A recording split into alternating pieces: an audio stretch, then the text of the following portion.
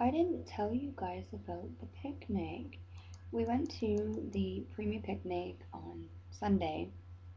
It rained on and off, but when we were getting ready to leave, it was raining. So I brought my raincoat and my umbrella, and Julia had her rain boots and her raincoat and her umbrella. And we were deciding whether or not we should bring the wagon, but we did. And it was really good that we did because it was a lot of walking for Julia. So we headed on our way to catch the 77 to go to Finch. We got to Finch. Julia went to the bathroom. I went to the bank and got some money out. We went to Tim Hortons, grabbed a coffee for Brian and some treats for us, and then we went and headed to catch the train. We got off at Dundas, and then we went up and caught the 11, which took us to Sunnybrook. When we got there, instead of staying on the bus to go a little bit further into the hospital, we ended up getting off the first stop. So we had a long walk. I did get some footage of Brian and I chit chatting back and forth and walking to the picnic. So I'm gonna have to put that together. And so we got to the picnic, and this year was the 30th anniversary for the picnic, and it was the Labor of Love walk for preemies, babies, and moms. So I wanted to do the walk, but Brian didn't want to. So we had decided I wanted to know how much he wanted to donate. And he says, "Oh, we can't really afford to do that." And I says, "Don't you dare tell me we can't afford to do that, because this was a big part of our life, and I will donate any time to that charity." So I made a donation of $50 in Julia's name, and we finally got there. They had Bob the Builder, Barney, um, a whole bunch of stuff from Treehouse, and they had like carnival going on. Like they had a duck pond, basketball, throw the basketball into the hoop, and then you'd get a sticker. They had a dunk tank where you can make a donation, and then you can dunk this gentleman only like waist down, and the dunk tank. Well, the way they had it, it was so cool. It looked like one of those plastic cups. It was really neat. So they had that going, and then they had throw the ball and hit the bottles. And they had a ball, some kind of ball thing that went on like this. Um, it was kind of like shaped like that, and they had two bouncy things. One was a fire truck, and I forget what the other one was. It was just a bouncy thing. So they also you signed in, put a name tag on, and if you were part of the walk and raised so much money for your pledges or whatever, you got like a bunch of stuff in a bag, like gifts or whatever. So we walked around, and the first thing we did was face painting. Julia wanted to do that, as we do that every year. So there's Julia. I do have pictures if you want to go over to Facebook and check out my pictures. I do have footage, a little bit of video. Brian's got video. A fire truck came so the kids could check out that. I went over to one booth and they were offering that yellow Cheerios traveling cereal container. So I got one of those for free and I signed up. And what I'm going to be doing is getting free samples of stuff. And then I have to give my feedback to what I think of the product.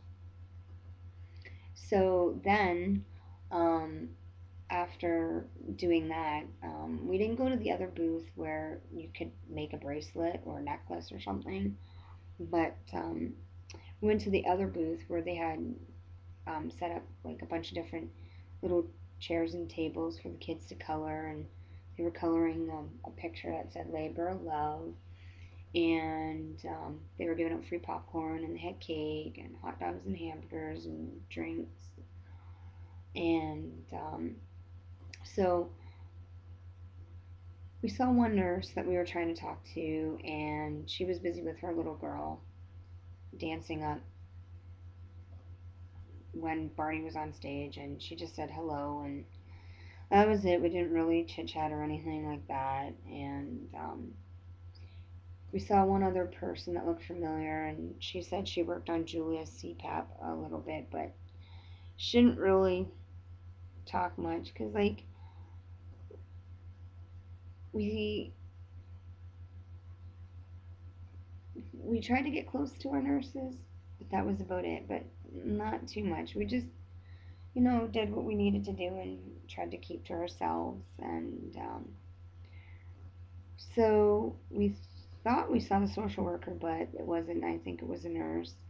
And we were over by the jumpy um, area where the kids can go in the firemen jumping um, thing. Um, and I looked over and I said, she looks familiar. And we found out it was Samuel's mom. And she was telling us she had a 14-month-old baby boy, and she looked good. She didn't even look like she had two kids. But we met them when we went to Peel. Um, I guess they got transferred up to the Peel Hospital, Peel Memorial, and he was in front of Julia. So Julia would have been behind Samuel. And we talked to them when they were there. We said good night and hello, and they just kept to themselves, and they were a nice family. And she said Roger was around in the park, and we were trying to look for him, and finally we did, but he didn't come and say hello to us or anything like that, and we didn't actually get a chance to meet the new addition to the family. But when we were getting ready to leave, um, they were offering out like cases of water and juice boxes that were left that they weren't going to use. So we took a juice box, a bunch of juice boxes for Julia's lunches for school. So we got ready to leave, and I think I mentioned Brian got pictures and video. So as we were leaving, we were just about to turn onto the road that goes up to the hospital, and we hear, "Hello, guys, I'm Samuel's dad." So we were talking to him for a little bit, and all is well with their little guy, and he's the same age as Julia, and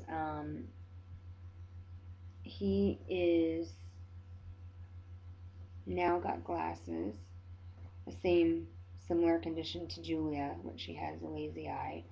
But I don't know if I told you guys, Julia has 50-50 and yeah, 50-50 vision in the right eye, and the left eye is getting slowly better. So we're doing the patch 2 hours a day, and it's strengthening it up.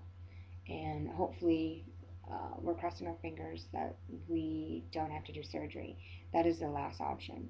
So we go September 20th to find out how things are coming along now since last time, and he was really pleased. And we're also going to be having Brian looked at because Brian's going to get his eye fixed so it's not so crooked, but he'll still have to wear glasses. And he's already got the okay from work to take the time off from work and whatnot. So after we left, they gave us a bunch of balloons, I guess that they didn't want. So I said, we don't really need them all. So Jewel let them go and kept one. And then we walked up to the hospital because this is where they're transferring Sunnybrook. Uh, they're building a whole new unit for the level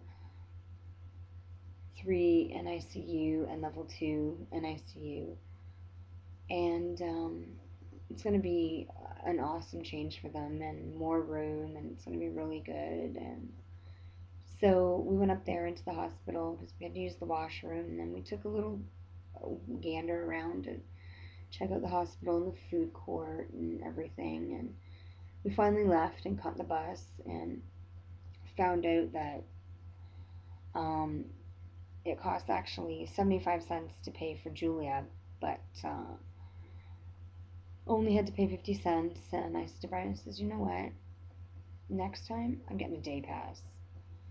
So this way I don't have to worry about forking out money and I don't need to. So we went back to Dundas and no, Davisville. What am I talking about? We went back to Davisville, grabbed the subway and went downtown, walked up and went to East San Mario's for dinner, had a nice dinner, and while we were eating, we ate in the bar part.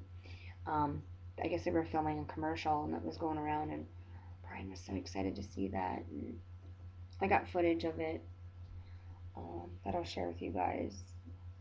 So you know what? Enough of me talking about it. I'm just gonna let you guys be surprised when I put the videos up and pictures.